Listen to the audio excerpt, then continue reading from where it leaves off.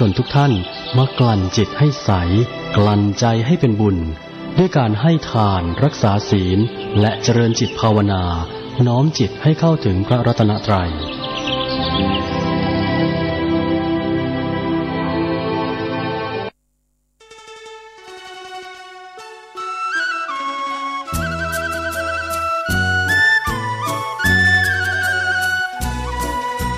ภัยทั้งหลายที่ผ่านพ้นไปนั่นสุขบ้างทุกข์บ้างมันเป็นธรรมชาติของชีวิตแต่ขอทั้งวัดทั้งบ้านทั้งราชการทั้งโรงเรียนครูบาอาจารย์ได้สมัครสมานสามัคคีกลมเกลียวอย่าแตกความสามัคคีกันรู้รักสามัคคีประสานกายใจกันไว้เพราะประเทศไทยพระพุทธศาสนาเป็นศาสนาประจำชาติไทยเพราะฉะนั้นคนไทยมีคุณธรรมประจำใจประจำกายรักษากายวาจาใจให้เจริญมั่นคงเพื่อเป็นการผูกสัมพันธไมตรีด้วยพรหมวิหารธรรมคือให้มีเมตตาปราณีเอื้ออารีซึ่งกันและกันไว้จะแตกความสามัคคีกันให้สัมพันธ์กายสัมพันธ์ใจในกันและกันไว้อย่าแตกความสามัคคีประเทศชาติเราก็เจริญมั่นคงเศรษฐกิจเราก็เจริญมั่นคงสังคมเราก็เจริญมั่นคง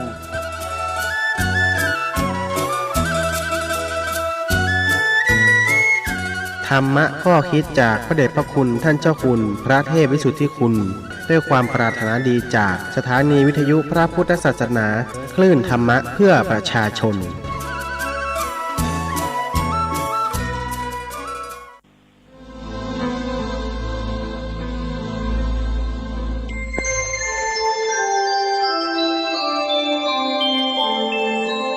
ขณะนี้ท่านกำลังฟังสถานีวิทยุกระจายเสียง FM 104.5 เมกะเฮิรตซ์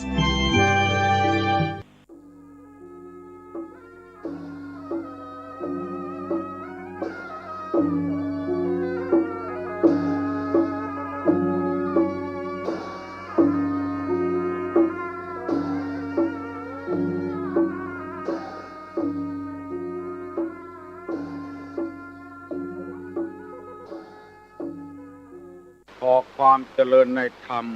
และความผาสุกทางใจจงได้บังเกิดมีกับพ่อแม่พี่น้องท่านสาธุชนคนดีผู้เจริญในศีลผู้เจริญในธรรมทุกท่านพร้อมกันนี้เดือน6ขอยกมือ10 นิ้วกราบพระรัตนาเอาคุณพระแก้วเจ้าทั้ง3คุณศีลคุณทานที่ได้กระทำปั้มเปงมาคุณพ่อคุณแม่คุณครูบาอาจารย์ผู้ประสิทธิ์ประสาทวิชาความรู้สิ่งศักดิ์สิทธิ์ทั้งหลายอันมีพระธาตุเจ้าดอยสุเทพและครูบาเจ้าศรีวิจัยรักคุณแห่งล้านนาไทยเป็นต้นขออาราธนา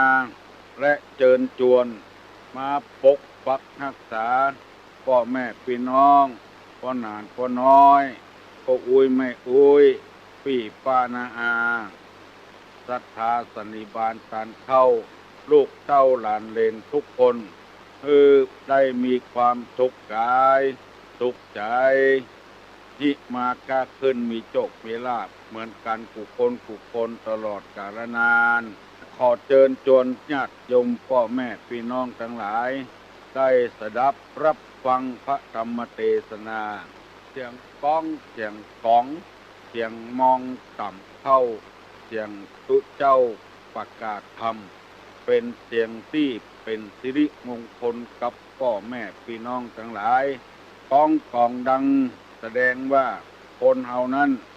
มีเข้าในหลองมีทองไว้ใจจะได้ทำบุญทำทานกับพระพุทธศาสนาก้องดังสนั่นปั่นปืนเสียงมองต่ำเข้าแสดงว่าเข้ามีในหลองประอึบประยากประกันเสียงดังสนั่นปั่นปืนเสียงตุเจ้าประกาศธรรมแสดงว่าบ้านเมืองอยู่ร่มเย็นเป็นสุขตุเจ้ายังปฏิบัติอยู่ในศีลกินอยู่ในธรรมอยู่ สถานาบุญทั้งหลายก็ยังมีความสุขปานหวานใจอยู่ผีบอกว่า5บ่ลงถูกล่องกันดีอยู่มีโอกาสได้ฟังเทศน์ฟังธรรมเข้าวัดเข้าวาจำศีลภาวนาอยู่ยินดีกับพี่น้องทั้งหลายก่อนที่จะดำเนินรายการขอชวนพี่ชวนน้องทั้งหลายให้ไหว้พระไหว้พระธรรมไหว้พระสงฆ์คือเป็นสิริมงคลว่าโตยตุตุงอะระหังสัมมาสัมพุทโธภควาพุทธังภควันตังอภิวาเทมิกราบสวากขาโตภควตาธัมโมธัมมังนัมมัสสามิกราบสุปฏิปันโนภควโตสาวกสังโฆสังฆังนะมามิกราบอันตมัยยังพุทธัสสะภควโตปุพพะภคณามะกะลังกะโลมาเสนะโมตัสสะภะคะวะโตอะระหะโตสัมมาสัมพุทธัสสะนะโมตัสสะภะคะวะโตอะระหะโตสัมมาสัมพุทธัสสะนะโมตัสสะภะคะวะโตอะระหะโตสัมมาสัมพุทธัสสะพุทธังสรณังกัจฉามิ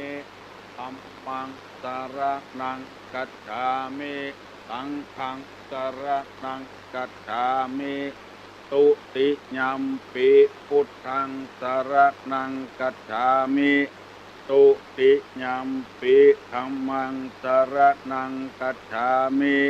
ตุติยัมปิสังฆังสรณังกัจฉามิตติยัมปิพุทธังสรณังกัจฉามิตติยัมปิธัมมังสรณังกัจฉามิตติยัมปิสังฆังสรณังกัจฉามิ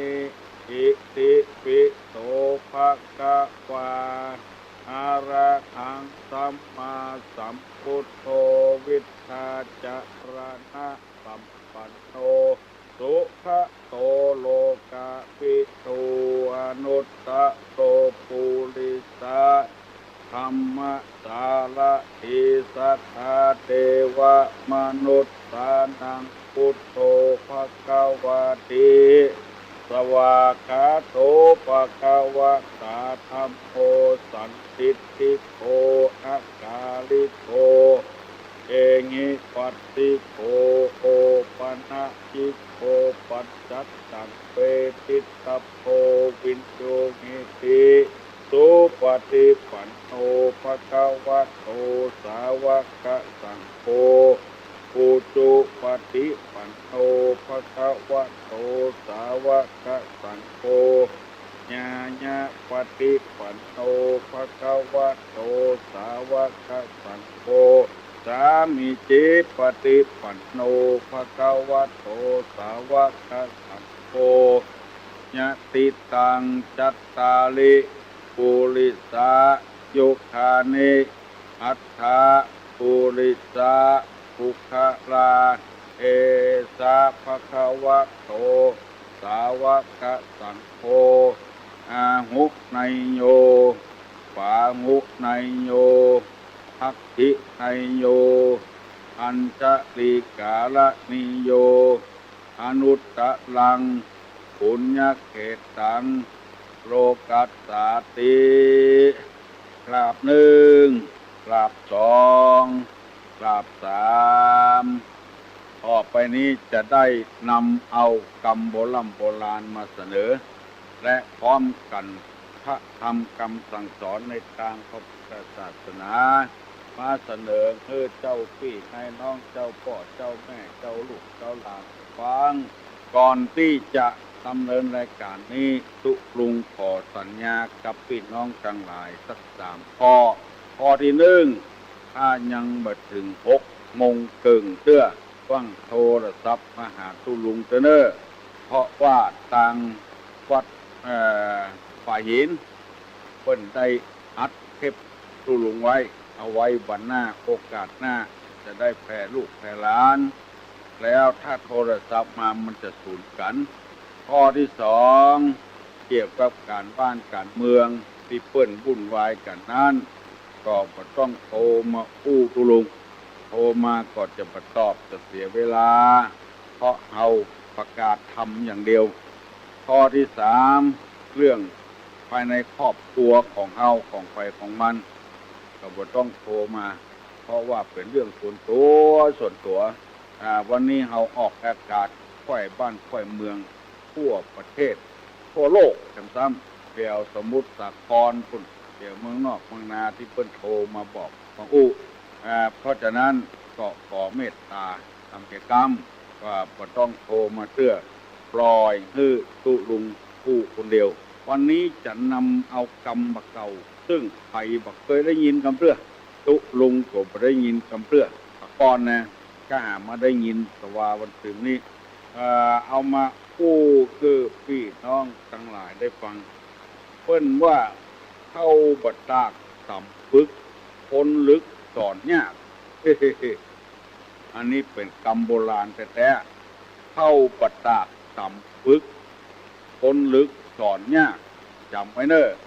คำว่าปึกนี่คือนาปึกก็มีนาหนองปึกก็มีพ้นปึกก็มีเข้าปึกก็มีคำว่าปึกนี่ก็คือปึกขยือปืดยากกู้ยากกินยากกินปึกกู้ปึกขยืออันนี้เปิ้นห้องว่าเข้าเปลือกเนี่ยเข้าบัดตากเกี่ยก่อนถ้าต่ำมันปึกอย่างกับข้าวเมาเนี่ยต่ำปึกต่ำยากสีก็ยากปึกมดขยาปึกอันนี้ห้องกันว่าปึกคำว่าลึกนี่ก็คือลึกหรือโห่แปลงโมโหได้ยินแปลงมาได้ยินอู้ไปแล้วแปลงบัดก็อู้มาได้อู้เข้าบัดตากต่ำปึกคนลึกสอนยากจะว่าผีเกิงคนเกิงก็บ่ใจมันลึกลื่นของมันคนเดียวมันตอนจะได้ก็เหี้ยวทุกผู้ทุกตู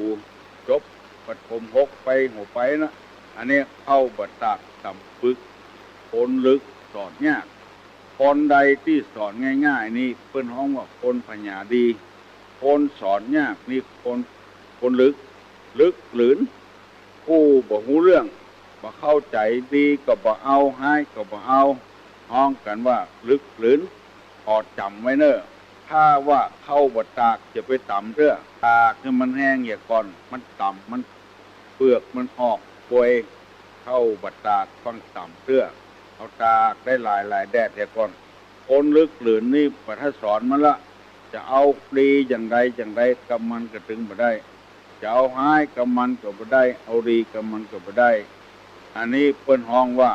เข้าบัดตากต่ำปึกคนลึกสอนยากสอนให้ดีก็บ่เอาสอนให้หายก็บ่เอาสักอย่างเนี่ยที่เขาว่าลึกอย่างนี้น้ำเหลือไปอยู่วัดแถวบ้านใจละอ่อนลึกใจละอ่อนบดีนะลึกหลืนยูเขาวัดพุ่นเห็นเลยหายอย่างนี้น้ำเหลือไปอยู่วัดแถวบ้านหมาซวกเอาปล่อยวัดหมาขี้กะเอาไปปล่อยวัดหมาแม่ไปปล่อยวัดอันยังก็อันที่บดีเอาไปปล่อยวัดเพราะว่าตู้เจ้าบดีมาก็เล่าขวัญตู้เจ้าเนี่ยมันเป็นต้าไผ่ก็เป็นต้าเขาเอาของบดีไปปล่อยวัดละอ่อนบดีก็ยูไปวัดอันนี้ปัญญามันดีเอาไว้เลี้ยงเหี้ยอันนี้เป็นกรรมบักเก่านำมาเสนอพี่น้องทั้งหลายได้ฟังเขาก็สอนที่คนมีปัญญาดีนะคนที่มันฝึกมันลึกนะเขาก็สอนละปล่อยตามเรื่องตามราวมันอันนี้ได้นำเอากรรมนี้มาเสนอพี่น้องทั้งหลายวันนี้จะได้นำเอากรรมในทางพระพุทธศาสนามาเสนอคือพี่น้องทั้งหลายได้ฟังแถมวันก่อนได้เปรียบว่าคนดีเหมือนกับน้ำ หยุดนิ่งปากกระเพื่อมน้ำมีความเย็นเป็นปกติน้ำชำระสิ่งกระปกน้ำเป็นสิ่งที่มนุษย์และสัตว์ปรารถนาน้ำไม่มีสิ่งที่เป็นประโยชน์มาน้ำไม่นำสิ่งที่ไม่เป็นประโยชน์ให้แก่ใครๆอันนี้เป็นอันให้ส่งของน้ำได้อธิบายไปแล้วตะวานี่ได้เอาคำว่าคนดีๆเนี่ยเหมือนกับแผ่นดินหนึ่งใครๆจะเลี่ยรายของอันน่าพึงใจไม่พึงใจแผ่นดินก็ยังคงเป็นเช่นนั้นอยู่คือปฏิอกปฏิใจปฏิอกเสียใจแผ่นดินอย่างไรคนดีอย่างไรแผ่นดินเป็นอย่างนั้นสองแผ่นดินนี้ปราศจากการประดับตกแต่งเป็นของมันคนเดียวนอกจากคนจะแต่งจะแปลงเขาคนเดียวสามคนดีนี่เหมือนแผ่นดินบ่มีจ้องบ่มีหูบ่มีโพรงคนดีนี่ก็บ่มีไฟติสินนินตา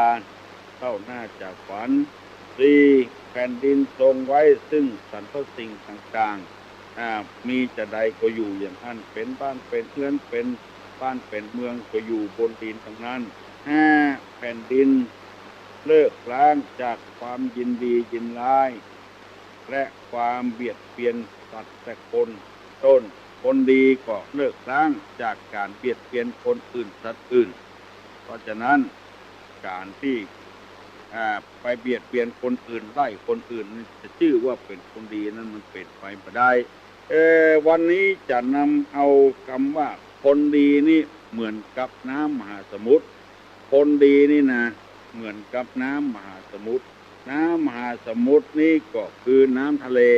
คนดีนี่เปรียบเหมือนน้ำทะเลคือฟังใครจำได้ก็จำไว้เนอะหนึ่งทะเลนี่ปะปนด้วยซากศพทะเลนี่นะมันมีซากศพอยู่สองทะเลทรงไว้ซึ่งรัตนชาติคือแก้วแหวนเงินทองทรัพย์สมบัตินี่จะอยู่ในน้ำทะเลทะเลทรงไว้ซึ่งรัตนชาติสามทะเลนี่ปะปนอยู่ด้วยสัตว์ใหญ่ๆจำนวนนักทะเลนี่นะมีสัตว์ใหญ่กว่าช้างก่อนมีจำนวนนักอยู่ในทะเลสี่ทะเลนี่แม้จะเต็มเปี่ยมไปด้วยน้ำจากแหล่งต่างๆแต่ก็บอกเกินเขตของตนที่จะได้รับทะเลแม้จะเต็มเปี่ยมด้วยน้ำจากแหล่งต่างๆแต่ก็ไม่เกินเขตของตนที่จะได้รับทะเลนี่นะทะเลแม้จะเต็มเปี่ยมด้วยน้ำจากแหล่งต่างๆแต่ก็ไม่เกินเขตของตนที่จะได้รับทะเลนี่ผมรู้จักเต็มไปด้วยน้ำอันไหลมาจากที่ต่างๆข้อที่ห้านี่นะไม่รู้จักเต็มด้วยน้ำอันไหลมาจากที่ต่างๆเวลานี้จะได้นำเอากรรมหมู่นี้มาอธิบายเพื่อพี่น้องทั้งหลายเป็นรูปธรรมนามธรรมเพื่อหันชัดว่าคนดีนี่คือคนจะได้เพิ่นเอามาเปรียบเหมือนกับน้ำทะเลน้ำมหาสมุทรก็ได้น้ำทะเลก็ได้ข้อหนึ่งน้ำทะเลไม่ปะปนด้วยซากศพคือหมายความว่าคนดีเนี่ยของบดีไปอยู่ด้วยมันจึงเด่นชัดคนเดียวมันบ่มีติติว่าอันป่าก็ตามคนก็ตามที่ตายในทะเลขึ้นจะซัดเข้าสู่ฝั่งหมดอันนี้ชื่อว่าบ่ปะปนด้วยซากศพกันมาอ่านกอบป่าการอย่างกากินกันเองจะเปาเรือซากศพไปในทะเลคนดีนี่บ่มีติติบ่มีติเตียนบ่มีไผเล่าหน้าจากฝันเนี่ยปะปนด้วยซากศพใส่สะอาดคนดีต้องเป็นคนที่คนที่มีหมดกิเลสหมดตัณหาคือคนอย่างเงี้ยคนที่บ่มีมลทินอย่างตัวอย่างเหมือนกับน้ำทะเลเนี่ยบ่มีซากศพลมจะพัดเอาสัตว์ใดที่มีชีวิตอยู่จะอยู่น้ำทะเลนั่นว่ายไปว่ายมากินพืชกินอย่างด้วยกันตัวใหญ่กินตัวน้อยกันเป็นธรรมชาติของหรือจำไว้เนอะใครก็จ้างเถอะถ้าเป็นคนดีไป จะต้องเป็นคนอย่างเงี้ยพดช้อยร้อยเหมือนอ้อยกังกองามแต่นอเหมือนต่อไฟไหม้เนี่ยปราศจากซากศพปราศจากมลทินก็มีไผติไผเตียนว่าอันเน่าอันบูดก็มีในตัวคนใดประกาศว่าเป็นพระอรหันต์ต้องพอให้ก่อนยังมีคนติคนเตียนอยู่ยังบัดใจพระอรหันต์เตื้อสองทะเลนี่ทรงไว้ซึ่งรัตนชาติรัตนะนี่แปลว่าแก้วของที่มีราคาจะอยู่น้ำทะเลหมดคนดีคนมีคุณธรรมมีศีลจะมีของดีในหันหมดเอาออกประกาศคือคนได้หู้ได้หันได้ยินคนหูคนรักคนฉลาดคนที่ทำประโยชน์คือแก่สังคมแม้แต่ทรัพย์สมบัติของตนเองก็บ่เก็บไว้บริจาคคือเป็นการความรู้ต่างๆก็บ่เก็บไว้เอาเสียสละคือคนโดยบ่หวังให้อย่างตอบแทนทรงไว้ซึ่งรัตนชาติจำไว้เนอะสามทะเลนี่ปะปนอยู่ด้วยสัตว์ใหญ่ๆจำนวนนักของมีสาระของมีประโยชน์จะอยู่ที่คนดีทั้งหมดถามเมื่อใดได้เมื่ออันว่าปัจจิความรู้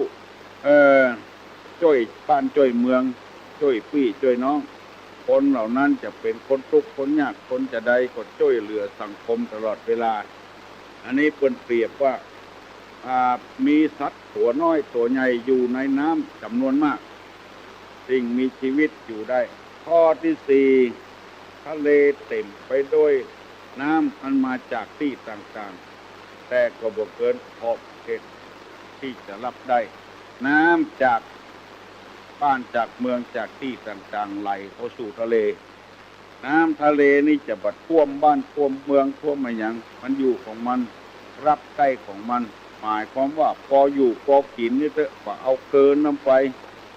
พอใจพอสวยรับได้ฐานะเหมือนกับน้ำน้อยๆถ้าเต็มแล้วก็ขึ้นฝั่งแล้วก็ท่วมบ้านท่วมเมืองแต่น้ำทะเลนี่เปรียบเหมือนกับคนดีก็ท่วมไผ่ไปสร้างความเดือดร้อนคือไผ่เสมอต้นเสมอปลายแล้วข้อที่ห้าว่าทะเลของหูจะเต็มไปด้วยน้ำมันไหลมาจากที่ต่างๆว่าหูจะเต็มเรื่อยๆนะน้ำตั้งเหนือตั้งใต้ตะวันตกมันออกไหลเข้าสู่ทะเลก็บ่เต็มสักเทื่ออยู่อย่างเก่าเหมือนเดิมไม่เต็มไปด้วยน้ำมันไหลมาจากที่ต่างๆคนดีนี่ก็เหมือนกับน้ำทะเลว่าท่วมบ้านท่วมเมืองว่าสร้างความเดือดร้อนคือแก่สังคมคือแก่ตนเองคือแก่ลูกแก่เมียคือแก่ไผ่สักคนแก่วัดแก่วาแก่บ้านแก่จองอยู่วัดตั้งแต่น้อยถึงเฒ่าถึงแก่ก็มาสร้างความเดือดร้อนคือไผ่นอกจากคนอื่นมาจิมาเจาะมาสร้างความเดือดร้อนต่างนั้นอยู่ของเปิ้นว่าโลภว่าอำว่าคิดที่จะเอาไปสร้างบ้านสร้างจองสร้างหอสร้างเรือนสร้างที่อยู่ที่กินอย่างอยู่กับวัดกับวาอย่างนั้นแต่บ้านกากำนันกาอันอย่างกับหัวหน้าคนต่างๆนี่เหมือนกับน้ำทะเลนะคนใดดีโอ้โหจะเต็มไปด้วยน้ำไหลมาจากที่ต่างๆปะเต็มตะเกืออยู่อย่างเก่าอย่างเดิมปะล้นปะเต็มอยู่ของเพื่อน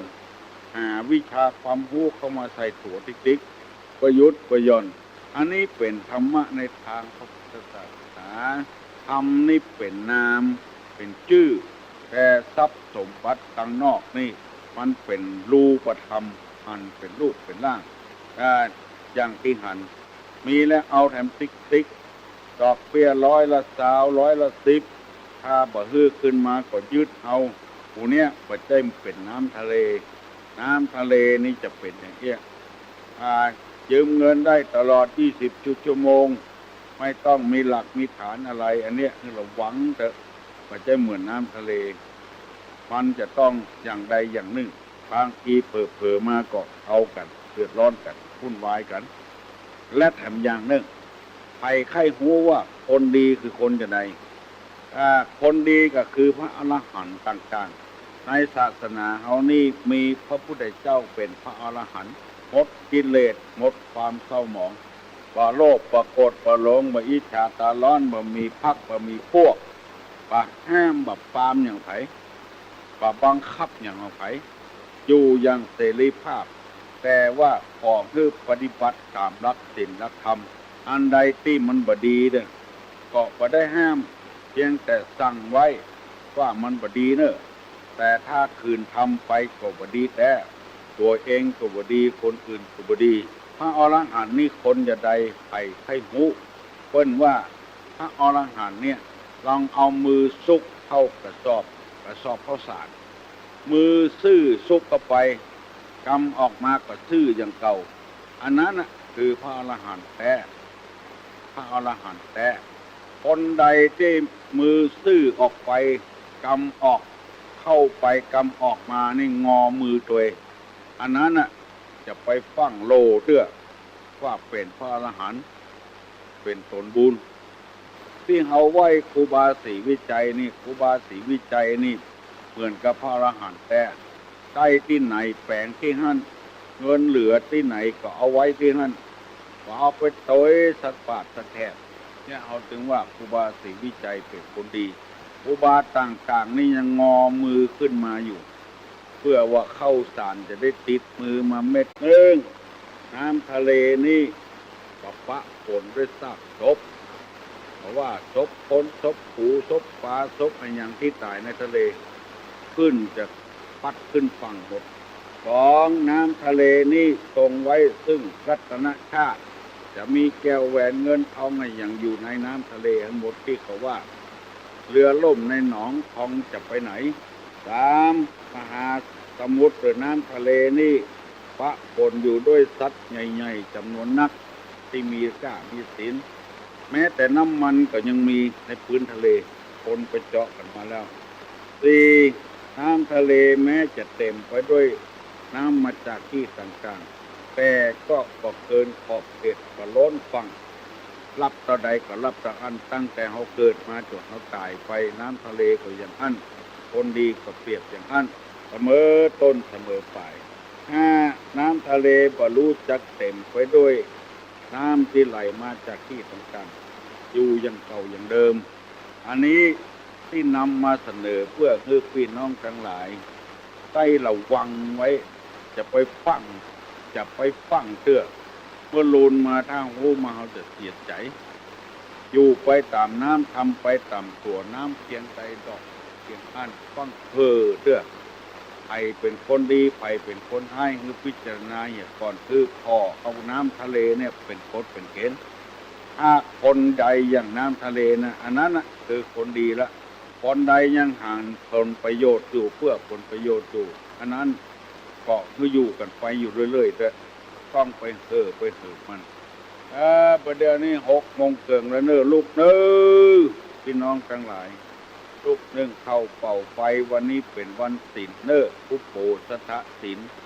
เดือน6เพ็งแห่งซ้ำบางที่บางแห่งเพิ่นอบรมธาตุ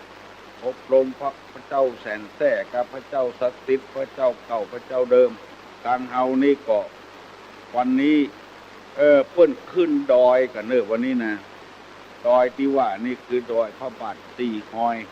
วันนี้เปิ้นเริ่มปล่อยหลวงวัดพุทธบาท4 หอยตำบลสะลวงอำเภอแม่ริมจะมีตู้เจ้า100 กว่าตน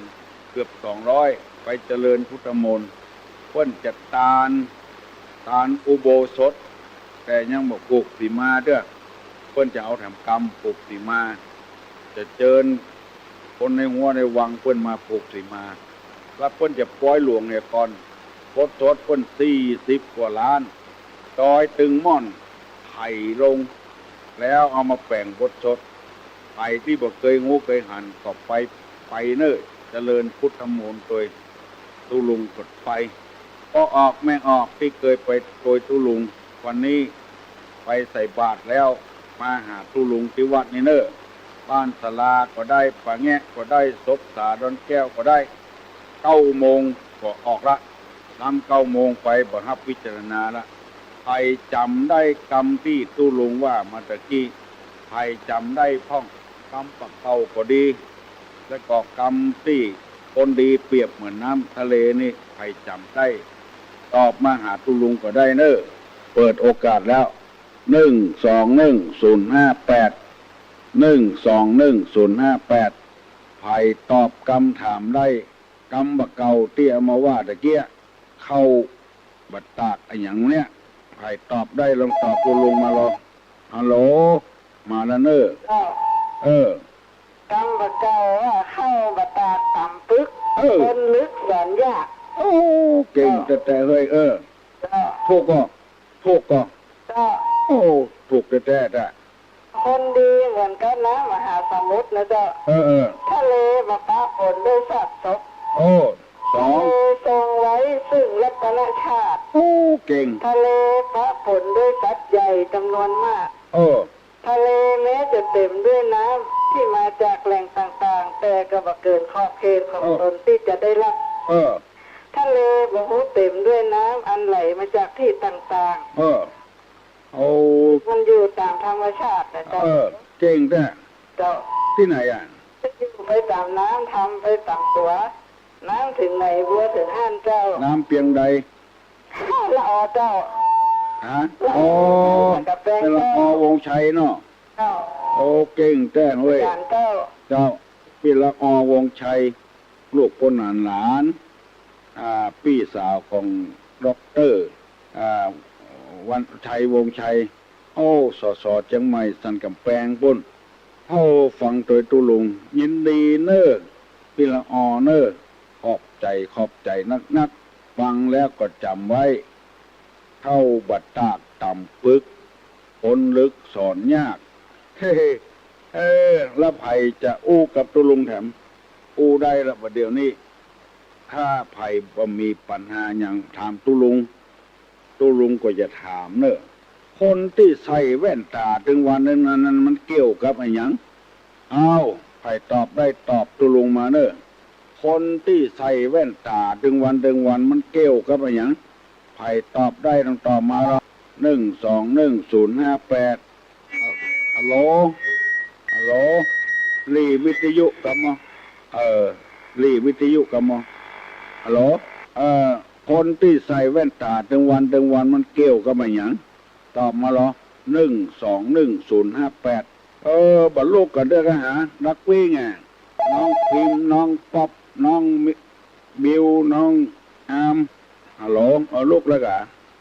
กราบนมัสการเจ้าตุลุง ตอบตุลุงเหรอ เจ้า ตอบว่าจะได เกี่ยวกับหูเจ้า เก่งโอ้ย ตุลุง ฮะ เก่งเจ้าเด้อ เจ้า ที่ไหนฮะ เตาหินน้องหอยเจ้า เสาหินหนองหอยเนาะ เจ้า ไปพระบาทสีหอยก่อนวันนี้ไม่ได้ไปกะ ลุงไปได้ไปเจ้า เอ ตุ อ ลุงอยากให้ไปเหมือนกันตุลุงบอกตะกี้อ่ะ วันหน้าก็มีเนอะ เจ้า ขอบคุณถึงมีอยู่ฮะนะวันหน้าก็มี วันหน้าอย่าไปแอลหาตุลุงจวนปีแหมคนนึงแล้วเปิ้นฟังกันจัดนัก โอ้บ่เสาหินนะ เจ้าแล้วปีคนนั้นที่เปิ้นจังถามคำถามตุลุงที่เปิ้นเป็นธรรมะน่ะเจ้าจวนกันแล้วว่าจะไปแอลหาตุลุงอันนี้หนูแหมคนนึงแล้วปีแหมคนนึงเปิ้นเก่งกว่าเปิ้นเก่งธรรมะกว่า วันจันทร์วันพุธวันศุกร์มาทำมาเนอะ วันจันทร์วันการ วันจันทร์วันพุธวันศุกร์ พูดวันศุกร์เจ้า ตุลุงไปหงยาถึงวัน เจ้า จันทร์พุธศุกร์เลยนะ เจ้า วันอื่นนี่โทรมาก็ได้ เจ้า ไปที่อัน1212222วนโทรมาให้ก่อน เจ้า ยินดีเนอะ กับนมัสการเจ้า คนใส่แว่นตาเกี่ยวกับหูคือ เอาขอมันเกี่ยวกับหูตอนมันมีหูก็มันจะหลุดออก ยินดีเนอะฮัลโหล สวัสดีครับ จะ ถามคำถามครับ แหละถามว่าจะได้ แมวอะไรอย่างอยู่ในดิน แมวไอ้หยัง แมวอะไรอย่างอยู่ในดินครับ แมวไอ้หยังอยู่ในดิน ครับ ถาม ศรัทธาญาติโยม ถามคนอื่นเนาะ ครับผม ที่ไหนหา ไปหินครับ ไฟหิน ครับ แมวไอ้หยังอยู่ในดินเนาะ ครับสวัสดีครับ เอาไผตอบได้ตอบเนอะ1211058แมวไอ้หยังอยู่ในดินฮัลโหล ขอนมัสการเจ้า น้องป๊อปเนาะ จ้า ฮะ แมวกันเจ้า นะแมวกัน มันแก้ว แมวกันเนาะมันแก้ว จะ ฝ่ายหินละอ่อนนะน้องป๊อบตอบแล้วเนอะว่าแมวกันมันแก้วถูกต้องละตุลุงก็ว่าถูกตุลุงก็ว่า แมวลีนะแมวลีก็มีแล้วนะฮัลโหล ครับรู้แล้วครับลุง แมวกันนะครับ แมวมีแล้วก็แม่นเนาะ ครับ มีแล้วแม่ก็แมวลีเนาะ ครับ ลีอยู่ในดินบุญ ท่านจะถามน้องป๊อกกำตะลุง ถามน้องป๊อบว่าไง ป่าอันอย่างบินได้ครับ ป่าอย่างบินได้ ครับ ป่าอย่างบินได้เนาะ ครับผม ใครตอบก็ได้น้องป๊อบก็ได้ใครก็ได้ ป่าอย่างบินได้ฮัลโหล ไฟฟ้าเจ้าตุ๊กเจ้า ดอนตัน ค่ะ เสียงดื้อม่วนเด้อเปิ้น ขอบคุณนั่งตั้งตื่นมากับเรื่องชมมันนะ ตอบปัญหากะ ปากีสถานอะไร ฮะ ปากีสถานอะไรเป็นเครื่องบินนะคะ ปากีสถานออนไลน์ ค่ะ เครื่องบินเนาะ ค่ะ ถามต่อเด็ก ถามต่อ ๆเจ้า ถามว่าใหญ่ ถามต่อละอ่อนว่าเจ้าเท่เป็นหลานของไผ่ อันยังก็ เจ้าเท่เป็นหลานของไผ่เจ้า จระเข้ อันนี้ก้อนหนึ่ง ข้อหนึ่ง ก้อนหนึ่งเนาะ จระเข้ เพื่อเป็นหลานของไผ่ จระเข้เป็นหลานไผ อ้าว จระเข้เนี่ย เอา เป็นหลานไผ่แล้วก็ แถมข้อหนึ่งโรคอะไรอย่างถูกที่สุด อันยังก็ โรคอะไรอย่างโรคอะค่ะโรคภัยไข้เจ็บนะคะ โรคอันยังถูกที่สุด เอา รับโรคไตอย่างนี้ โรคภัยไข้เจ็บเนี่ย ภัยไข้เจ็บและโรคอะไรอย่างถูกที่สุด ถูกที่สุด เอา ยินดีเนอะ ได้เจ้า ยินดีเนอะจระเข้เป็นหลานของใคร โรคอะไรถูกที่สุด ไปตอบได้ตอบมาเนอะถ้าถ่ายตอบมาได้จะอู้อย่างกันตกลงก็อู้มาเนอะปล่อยไปแต้วๆแล้วสถาบันศาลามาเต็มวัดละฮัลโหล พี่ครับ รอน้องอามเหรอ ครับ น้องอามตอบว่าอย่างไร เขาว่าจะละใครเป็นหลานของชาละวันก็ จระเข้เป็นหลานชาละวัน ครับ แล้วก็อันอย่างก็ แล้วก็ข้อสองที่ตอบมาได้ด้วยครับ เพื่อถามว่าได้เกี้ยลืมไปละ ครับ โรคอะไรถูกที่สุด มาได้เนาะ ได้ครับ จระเข้เป็นหลานชาละวัน ครับ ยินดีนะน้องเนอะ ครับ น้องอามตอบมาว่าจระเข้เป็นหลานชาละวัน โรคอะไรถูกที่สุดยังตอบมาได้เตื้อฮัลโหล ฮัลโหลเจ้า บานตะแก้ละปูนเลยเจ้า โอ้บ้านปะแก เจ้า ปูน ห้องบานตะแก้ ตำบล ตำบลหิมปิง ตำบลหิมปิงน่ะเนาะ อำเภอเมืองจังหวัดละปูน อำ เจ้า เภอเมืองอ่ะ เจ้า โอ้ไก่เนาะ เขาตอบว่าโรคระบาดถูกที่สุด โรคระบาดเนี่ย เจ้า เนาะ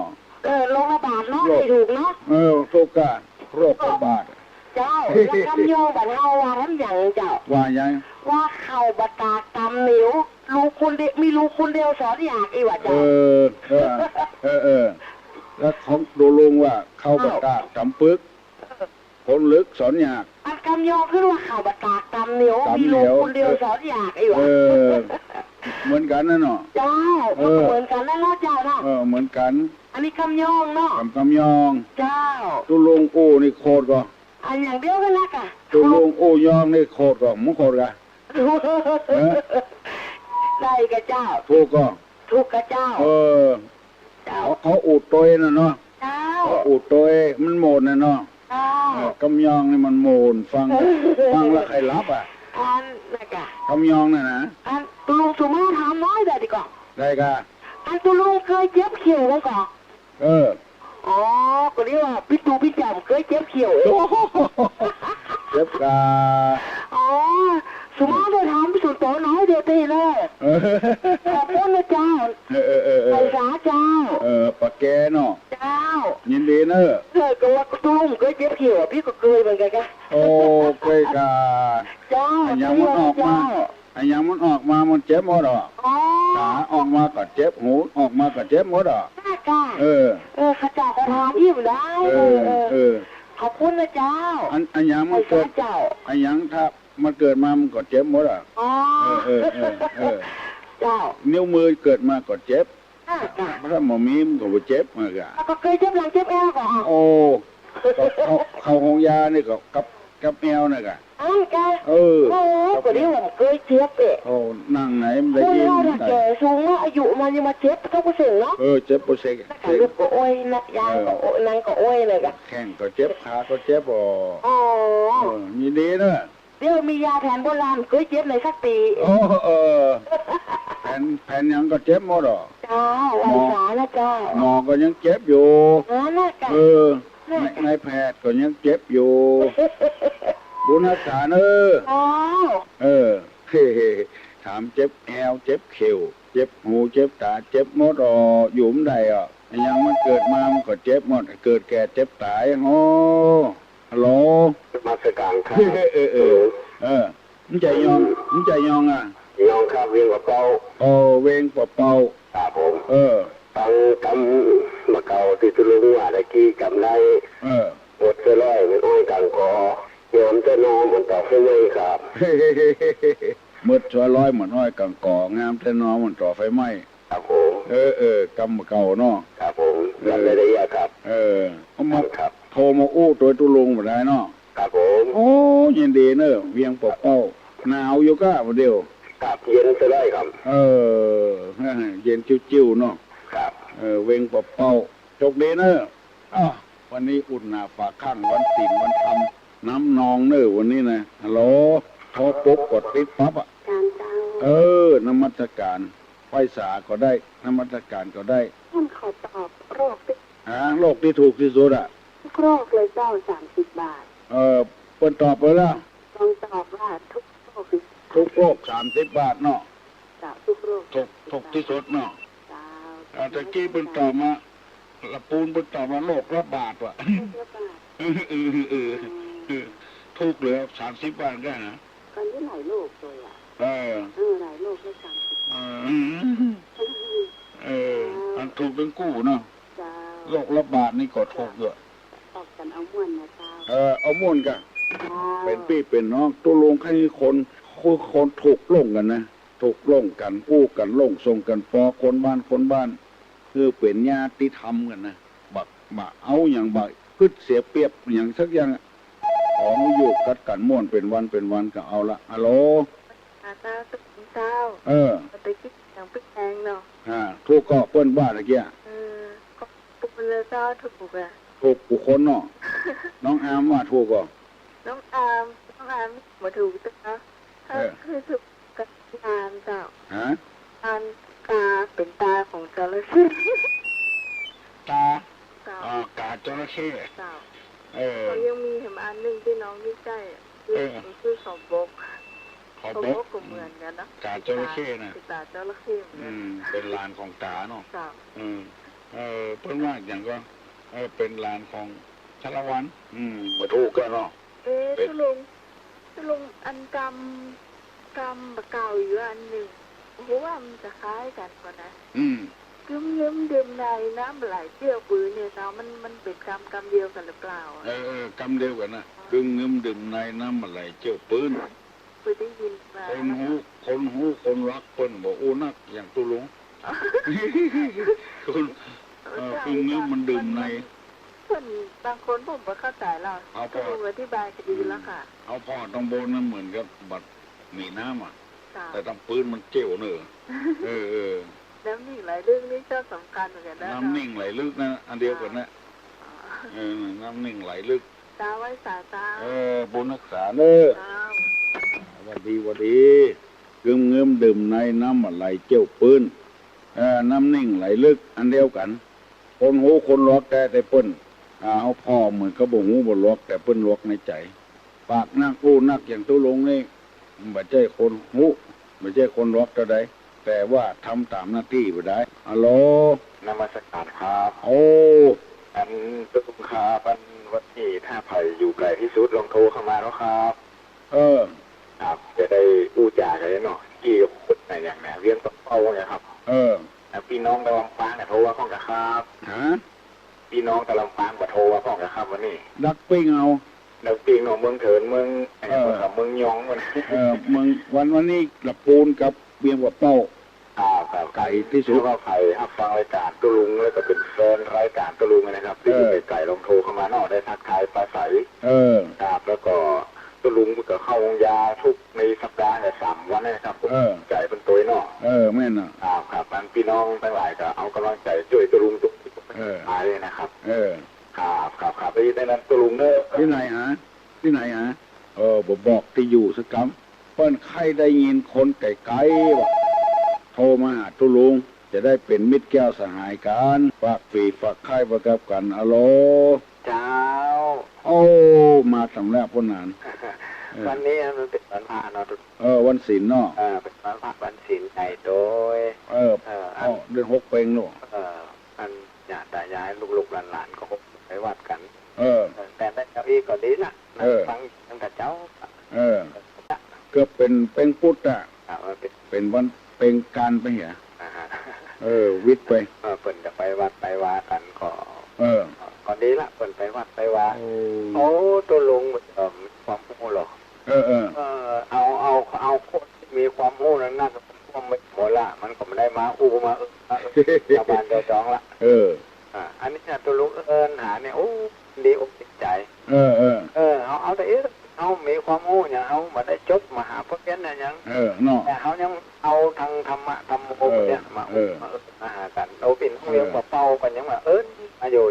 มาอยู่เนาะอันนี้ดีใจแท้ๆเลยทำเงินตุกเนี่ยอายุมันอายุยืนใจดีลูกใจดีใจพี่น้องเชิญมาหากันยังทุกป่านกี้เนาะคือความหักกันแบ่งกันมีความสามัคคีกันเพราะอยู่ที่ไหนก็จะได้มาหากันก็ไปหากันเนี่ยดังหมอเป้ามาเอาปนานชุบให้มาดีใจแต่ว่าอย่างถวายอีบีนี่ก็ถามมาเนาะว่าเพิ่งถามมา2-3 คนกันเนอะกันตัวลงออกเขาไปเขาก็โทรมาละเขาก็โทรมาละก็ได้โทรไปหาถ้าคำถวายนี่โทร2 ข้าง 3 ข้างเงินประตันเขาถามมาเบอร์ปนหนาโน่มาใครตันเขาถวายเลยนะโทรละเอาละอย่างอีกวันนี้นี่เอากันถึงว่าเป็นถึงไปว่าจะว่าเป็นวันพระเป็นวันพระใหญ่เนาะวันพระใหญ่คนที่มันหุ่มมันดึงไปกันขณะโหมก็กำลังกันไหว้พระสวดมนต์อยู่กำเนิดก่อนก็หันไปมามากับงอมก็งอมวันนี้เนาะมางอมวันนี้อันนี้เพื่อจะไปว่าพระบาททำอะไรจ้ะพระบาทสีห้อยน่ะ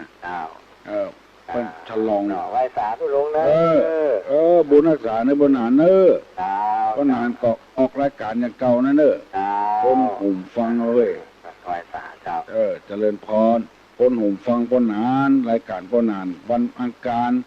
กับวันพัดเวลา3 โมงถึง4 โมงฟังรายการครับฮัลโหลครับสาครับซบสากะไหว้สาอยู่เวียงปะเป้าครับน้องอยู่เวียงปะเป้าบุญ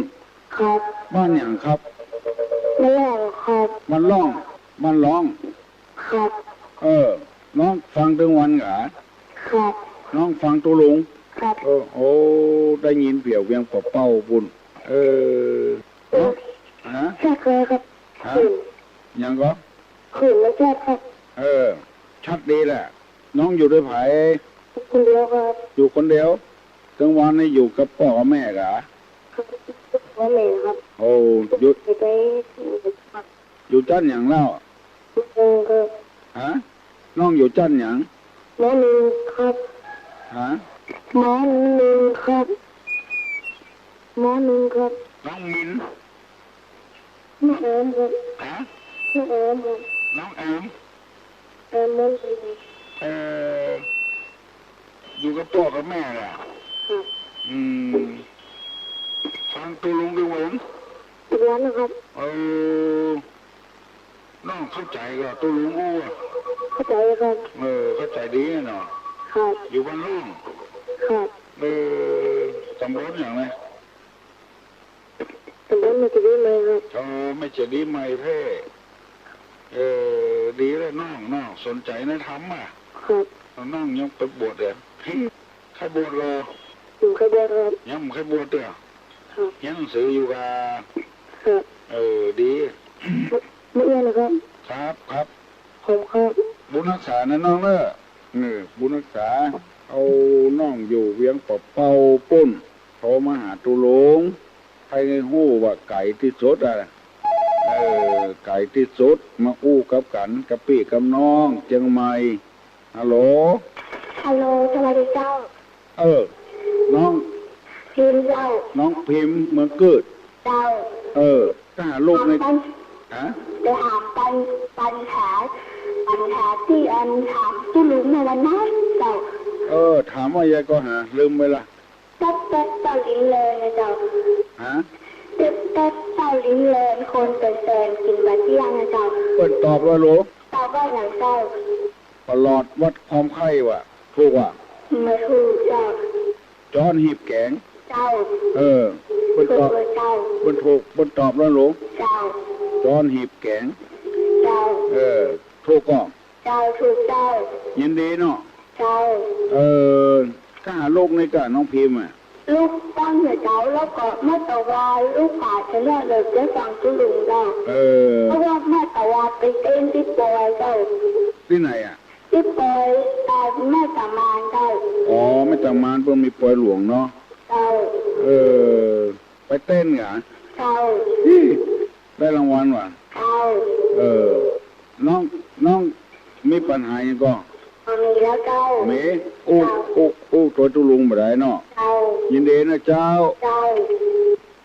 น้องพิมพ์ประเดี๋ยวนี้7 โมงแล้วเนอะใครอู้ตัวตุลุงเนี่ยหมาไก่ที่สุดใครอู้แถมมันรูดไปเห็นละกดมันทำไมมันรูดไปเห็นละ